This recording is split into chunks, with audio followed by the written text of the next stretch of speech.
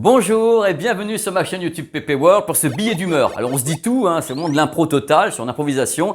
Là nous sommes lundi soir et la conférence de presse Apple vient de se terminer. Alors bien sûr il y a des annonces audio dont justement les AirPods Pro 3, troisième génération. Alors vous vous dites mais pourquoi est-ce que je fais une vidéo comme ça de billets d'humeur pour les AirPods Pro? Je ne l'ai pas fait pour un produit Bang & Olufsen, je ne l'ai pas fait pour Samsung ou autre. Et je l'ai fait parce que qu'on le veuille ou non, les AirPods c'est quand même un produit totalement iconique qui a été lancé je crois le 13 décembre 2016 et à son lancement c'était le boom. Ce concept d'écouteurs avec les tiges, c'était pas vraiment la première fois que c'était fait. Je sais qu'en Chine j'en avais vu un petit peu avant, mais là c'était Apple. Donc bien sûr ça a fait un boom extraordinaire. Il faut savoir qu'à ma connaissance, l'année suivante, Apple avait entre 40 et 50% de part de marché monde sur justement la vente de ces accessoires audio, donc les écouteurs, les AirPods. Ça a été copié par tout le monde, vous l'avez vu, des tas de produits d'autres marques avec le même concept de la tige et autres. Nous sommes en 2021 et Tim Cook a commencé sa conférence de presse en parlant directement de musique, d'audio, en accent sur Apple Music. Bien sûr, Apple Music, c'est le fer de lance d'Apple, c'est le cœur qui bat, ce cœur vibrant de la musique qui est passé récemment en lossless, donc en qualité CD, qualité Hi-Res, bref, ils bossent dessus, sur Dolby Atmos, sur plein de trucs,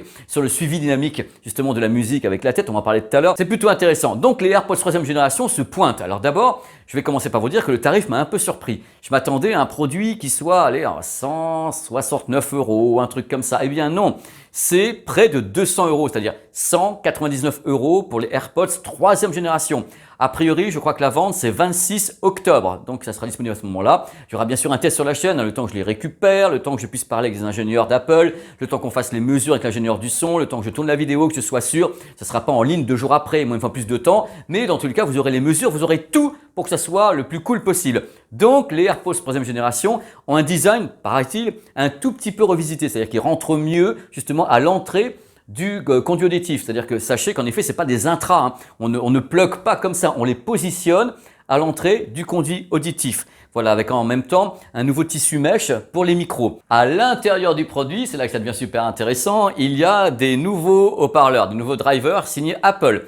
C'est tout nouveau, voilà, ils ont recréé ces haut-parleurs. Ils disent bien sûr qu'il y a plus de grave, qu'il y a plus de médium, qu'il y a plus d'aigus, le son est plus pur. Il faut savoir que la puce qui est dedans, c'est la puce H1. Et en même temps, le traitement audio de ce produit est, paraît-il, le même que sur les AirPods Pro, qui coûtent en effet 70 € de plus ou 80 € de plus, et que le Max, le gros casque. Voilà, on utilise le même type de traitement numérique dans la bestiole. Ils ont également revu l'architecture acoustique des AirPods 3e génération. Donc on sent que ça pousse un petit peu de tous les côtés. Non, j'ai pas encore écouté, donc je peux pas savoir. Attention, tout de suite, je vous arrête. Il n'y a pas de réduction de bruit numérique sur les AirPods 3. Ça, c'est réservé aux AirPods Pro ainsi qu'au Max, au casque. Donc déjà 199 € sans aucune réduction de bruit. Autre truc à savoir sur le produit, il peut résister à l'humidité, à l'appui, il est IPX4 et un truc super important, comme ce sont les écouteurs.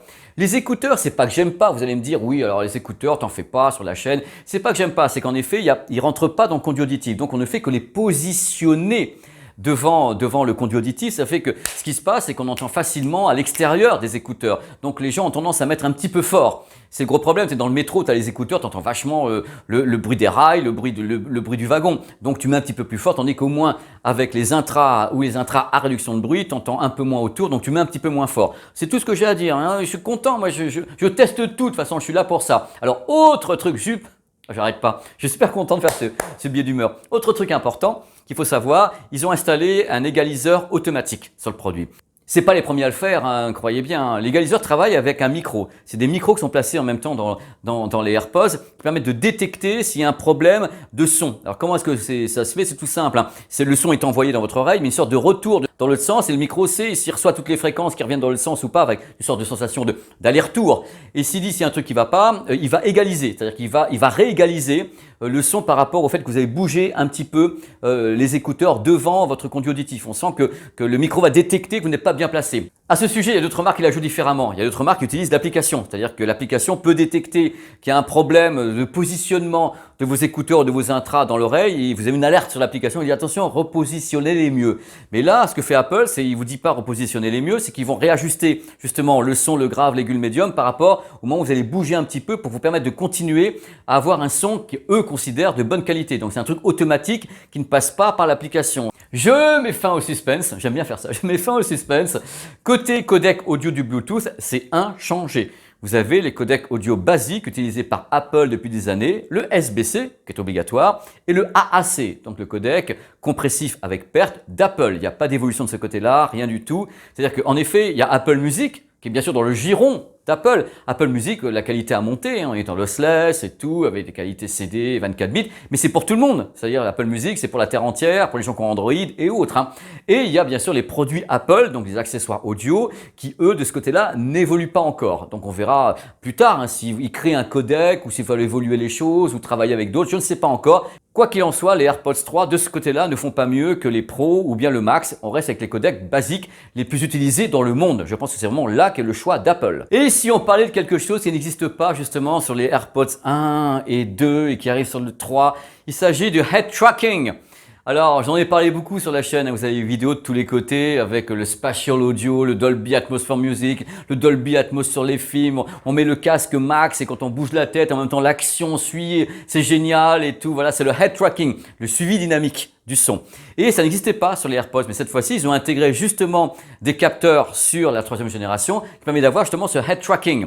Alors c'est bien sûr optionnel, personne ne vous oblige à activer le truc, mais faites un essai pour voir si ça vous plaît. Il faut savoir également, et je réinsiste là-dessus, que n'importe quel système stéréo peut faire du Dolby Atmos en binaural. C'est pas la peine que ce soit AirPods ou Shure ou Bose. Tout ce qui est stéréo peut faire du Dolby Atmos avec la binauralisation. Par contre, le head tracking, donc le suivi comme ça dynamique d'objets dans l'espace sonore, c'est uniquement s'il y a des capteurs dedans, s'il y a vraiment les capteurs de mouvement, la gyroscopie, et ce n'existait pas sur les AirPods. Cette fois-ci, ils l'ont mis sur les AirPods 3, d'où le tarif qui est monté aux environs de 200 €. Mais moi, le truc, c'est que je me dis, bon ça, est-ce que tout le monde en a envie déjà d'avoir le head tracking? J'en sais rien du tout. Mais du coup, à 200 €, on est sur des tarifs qui sont proches de ce qu'on peut trouver sur des produits qui ont la réduction de bruit en plus. Donc dans ces eaux-là, on commence à trouver les intras Sony, des marques comme Samsung qui font en effet la réduction de bruit, ce sont des intras, il y a tout à l'intérieur. C'est-à-dire que là, Apple monte un petit peu les choses au niveau des tarifs et se frotte à des concurrents en face qui, eux, ont la réduction de bruit et sont des intras. Avec un son qui est, bon, amélioré, ça j'en doute pas, on testera, on va le mesurer par rapport aux autres, avec quelques petites fonctions toutes simples comme l'égalisation automatique qui existe ailleurs aussi, sur d'autres modèles. Donc, il faut justifier ces 200 €. Là, ça devient un petit peu compliqué à mon avis. C'est encore une fois un produit que je trouve un petit peu trop cher à la base et qui dans ce cas-là est trop cher. Ça veut dire quoi? Ça veut dire que les fans d'Apple peut-être vont trouver ça formidable et dire voilà, c'est un produit de plus dans l'écosystème Apple. Et en plus, quand vous regardez le schéma à l'écran, il y a une suite logique dans la gamme. Il y a les AirPods classiques, donc eux, ils n'ont pas de head tracking et c'est la version précédente. Les AirPods 3e génération qui ajoutent cette fois-ci le head tracking et tout ce qui va bien avec. Il y a les AirPods Pro qui ont la réduction de bruit numérique, ce sont des intras aux environs de 280 € et le Max qu'on trouve maintenant à 450 € mais que le casque suprême. Donc il y a une montée de gamme mais le problème c'est qu'à 200 €, je pense que le public attend un produit qui est avec réduction de bruit numérique. Je pense qu'en 2021, on a du mal à sortir un produit à ce prix-là qui n'est pas de réduction de bruit numérique. Les gens sont demandeurs. Les gens veulent regarder un petit peu les ventes des casques à réduction de bruit numérique, les Bose, les Sony, les ventes des intras à réduction de bruit numérique, c'est vraiment des très très grosses ventes. Là, quand j'ai vu débarquer l'annonce des AirPods 3, je me suis dit, bon, c'est des écouteurs. Les écouteurs, voilà, on les place. C'est compliqué, c'est ce qu'on appelle des open fit, parce que ça s'appelle des open fit, de placer la réduction de bruit numérique. C'est-à-dire que Huawei avait essayé, c'était, oh là là, c'est compliqué, parce qu'en même temps, pour que la réduction de numérique soit vraiment bien, il faut qu'on puisse boucher un petit peu l'entrée du canal auditif, et si on le laisse un peu ouvert, c'est un peu compliqué, étant donné qu'on rentre pas à l'intérieur. Donc là, je me suis dit, ok, c'est de l'open fit. Il n'y aura donc pas de réduction de bruit numérique et ça vaut 200 €. Je dis, il faut justifier. Et je me demande si la seule justification du fait du head tracking ou autre, c'est suffisant pour que les AirPods 3 soient un succès. Alors maintenant, c'est à vous de me répondre. Parce que le problème n'est pas les AirPods 3, le problème c'est ce qu'il y a en face. C'est toujours le problème dans l'industrie. C'est pas de dire on lance un produit, il faut savoir ce qu'il y a en face, en concurrent. Est-ce que les gens ne voudront pas mettre 30 € de plus et avoir un produit avec les réductions de bruit numérique dedans directement? Il y a des gens qui sont allergiques aux intras. C'est-à-dire qu'il y a quand même des gens qui ne supportent pas qu'on puisse avoir comme ça une intrusion, une occlusion, si je puis dire, du conduit auditif. Donc ces personnes-là vont aller vers un modèle open fit. Donc c'est compliqué pour Apple à cette valeur charnière d'expliquer que ce sont des écouteurs et qu'il n'y a pas de réduction de bruit numérique. Mais en même temps, ils ne pouvaient pas faire autrement. Il y a les AirPods Pro juste après qui, eux, ont la réduction de bruit numérique, mais qui sont des intras. Normal, ça va de pair. Et vous avez bien sûr le Max qui est le haut de gamme. Donc, ils essaient de construire une gamme. Donc, c'est plutôt intéressant. Je ne vous ai pas encore tout dit sur les AirPods 3. La batterie, c'est 6 heures. Le boîtier en tout, ça fera 30 heures d'autonomie, c'est compatible MagSafe et c'est compatible avec la recharge filaire ou sans fil. Sachez également que l'appairage est super rapide et qu'on peut jumeler automatiquement les AirPods, c'est-à-dire 2 paires d'AirPods directement jumelés hyper rapidement à un iPad, un iPhone, un iPod Touch ou à l'Apple TV. C'est extrêmement rapide. Il y a également un capteur avancé de détection de la pose, c'est-à-dire qu'il va détecter s'ils sont placés sur l'oreille ou pas, se mettre en pause et autres ou glisser dans la boîte. La détection se fait vachement bien. Concernant la captation des voix durant les appels téléphoniques, on fait appel à des micros qui forment ce qu'on appelle le beamforming, c'est-à-dire une sorte de triangularisation comme ça de la voix. On essaie de capter votre voix et rien d'autre sur les côtés pour éviter tous les bruits autour. Les AirPods avaient déjà une longueur d'avance sur la captation des voix parce qu'il y avait la tige. C'est plus facile quand il y a la tige que quand il n'y a pas de tige, donc on se rapproche de la bouche. Donc déjà, si en plus on fait une triangularisation, c'est dur à dire, de la voix, on devrait avoir une meilleure captation, même s'il y a du vent, s'il y a des choses, du bruit. Normalement, on ne sait pas encore.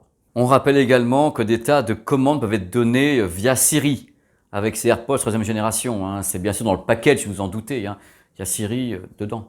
Voilà, en résumé, voici ce que je pense. Les AirPods 3 adoptent la plupart des fonctions qui étaient exclusivement réservées auparavant aux AirPods Pro et Max, c'est-à-dire le head tracking, cette puce H1 avec un traitement donc numérique qui est en même temps le même maintenant sur le 3, les Pro et le Max, voilà, tout simplement, avec donc 3 produits radicalement différents, écouteurs, intra et casque. À mon sens, je pense qu'ils sont coincés, ils ne pouvaient pas mettre de réduction de bruit numérique sur les AirPods 3, ce sont des open fit.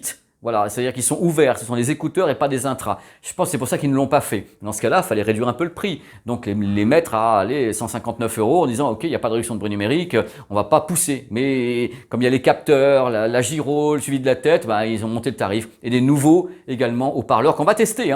Des nouveaux drivers signés Apple. La chambre acoustique, c'est Apple. Tout le développement, bien sûr, de la puce H1 qui travaille avec l'audio, c'est bien sûr Apple. Et bien les drivers, on va tout tester. Je vous donnerai vraiment le compte-rendu complet avec les mesures dans une autre vidéo. Voilà, c'était un petit billet d'humeur comme ça, entre nous. Il n'y avait rien de préparé, c'est de l'impro. Je vous dis ce que je pense, un petit peu à chaud comme ça, après la conférence de presse. Donc ce qui me ferait plaisir, évidemment, comme c'est un billet d'humeur et que c'est pas un test et que j'ai jamais testé le produit, c'est qu'on en parle. Qu'est-ce que vous en pensez? Est-ce que vous trouvez que le produit est intéressant? Est-ce qu'il vous apporte quelque chose? Est-ce que vous pensez que le prix est trop élevé ou pas? Vous pensez que la concurrence en face ci ou ça? Dites-moi ce que vous en pensez. Est-ce que vous êtes intéressé par ces AirPods 3e génération ou est-ce que vous voulez garder par exemple le premier ou le deuxième qui fonctionnait déjà correctement? Même si je suis pas un fan des Open Fit, il faut savoir que dans la catégorie Open Fit, c'est quand même parmi les meilleurs. Il y a Huawei qui a fait des essais de tous les côtés. Enfin, vous avez des bandes d'essais sur la chaîne des Open Fit. Et c'est vrai que les AirPods ont gardé une aura extraordinaire. Et c'est donc justifié puisque les gens aiment. Voilà, donc il n'y a pas de problème là-dessus. Moi, je suis très très heureux pour vous. Et je vous rappelle, c'est un billet d'humeur. C'est des idées jetées comme ça après une conférence de presse où je dis oh là là, il se passe ci, il se passe ça. Je vais leur en parler au petit loulou. Et ça donne l'occasion de débattre avec moi, entre vous surtout. Vous répondez et tout. Et c'est super cool. Ça me fait super plaisir. Et on va attendre, bien sûr, que j'ai le produit dans peu de temps et qu'il y ait l'ingénieur du son qui commence à travailler dessus, que je puisse les avoir, me balader, faire des images. Ça va prendre un petit peu de temps. Je ne vais pas vous faire un test le 27 octobre. C'est pas possible. Ça va prendre le temps que ça prendra, mais je suis très très heureux à l'idée déjà de vous faire ce banc d'essai des AirPods 3. Le truc arrive avant d'ailleurs, mais dans ce studio. Demain d'ailleurs, je pense. Allez, je vous fais des bisous. Merci d'avoir regardé ce billet d'humeur. Sur le vif, tourné comme ça, tard, late at night.